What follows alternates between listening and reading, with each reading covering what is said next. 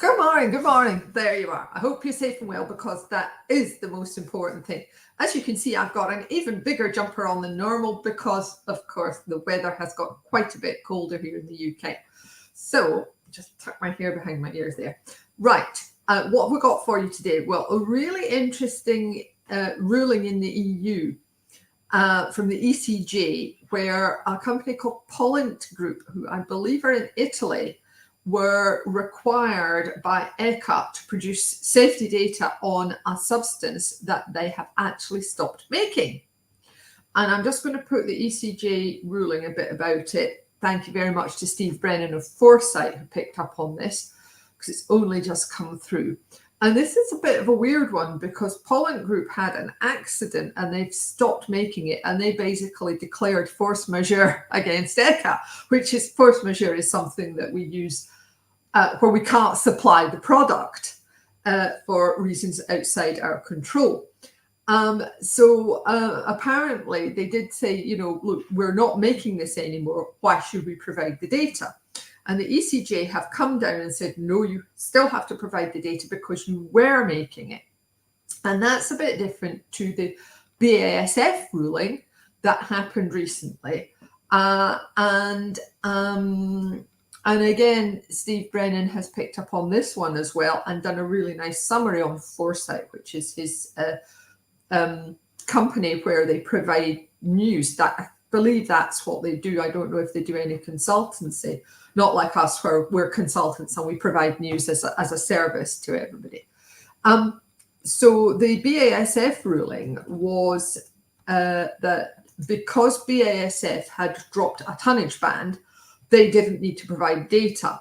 But the grounds for the ruling weren't that they still shouldn't have provided the data. It was simply a technical win, because I believe, and I may be getting this wrong because ECHA rulings are just like way above my pay grade, but I believe the ruling was that BASF complained that they'd not looked at the case individually, and it was kind of a blanket ruling. So I think that's how they managed to kind of escape it at that time. But it's a bit of a straw in the wind, especially when you take them both together, that if you have been making at a certain level, you are going to be required to provide data at that level, unless you reduce or stop manufacturing well in advance of when you think you may be asked for it.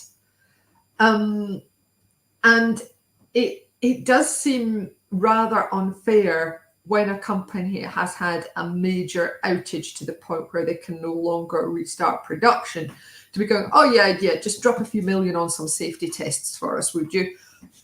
And it seems to me that a lot of this is increasing the cost of doing business in the EU to the point where people are going to be offshoring even more. And I don't know if ECHA have really thought this through, because if there's nobody manufacturing, how are they going to be able to get their money going forward? So anyway, leaving all that on one side, think about the UK for a minute. Now, I had a really interesting email from the HSE this week saying, would you mind removing an email or that you've got online? And the only HSE help desk emails that we put online are usually behind an email wall, and it's because it's a really important decision. And this was or opinion, I should say, because the HSE do provide opinions. It's only ultimately the courts that can provide decisions on interpretation. And it went back to 2022, and I'd forgotten all about it, and I had to dig back into a website that we're actually deprecating. They hadn't found it on the current Chemicals Coffee Time website, but I was good. I held my hand up and said, look, it's on this website as well, and I redacted it. And the reason was they don't want to identify individuals under the, God, my memory really, the business about identifying people individually. Anyway, so I was very happy to do that, and we'll do that going forward. But I'm not going to not put out the help desk emails that have got interpretations that affect a lot of people, because, like I said, I think it's really important. But it would be behind an email wall. as a minimum, and we will redact it going forward. But that reminded me, I had a really interesting conversation with a help desk person pre-Brexit, and they were thinking at the time about doing like a facts page or a knowledge base, a self-serve thing, to cut down on the amount of queries that they knew they were going to have. So I mentioned this in my reply to the HSE, and I said, look, are you thinking about doing this again? And so I'm waiting to hear back. But it just, if you think it would be helpful for industry to have, you know, a facts page or something on CLP and SDSs, or also on REACH registration, maybe, I don't know, but just somewhere where the regular things that the help desk are asked can be placed in a self-serve way. And obviously you would not be identifying the individual officer who had given that opinion, because it would be like a group opinion. Then do let me know, you know, comment under this video, send me a direct message or an email or whatever, because I think it would be helpful for everybody. You know, I'm sure the help desk themselves get so many of the same question that they'll be like, oh my God, I'm going to gnaw my leg off with boredom because of how many times have I answered this blooming question. And at the same time, being able to self-serve from a website is a lot faster and quicker for those of us on the other side of the fence to do. So it was just a thought.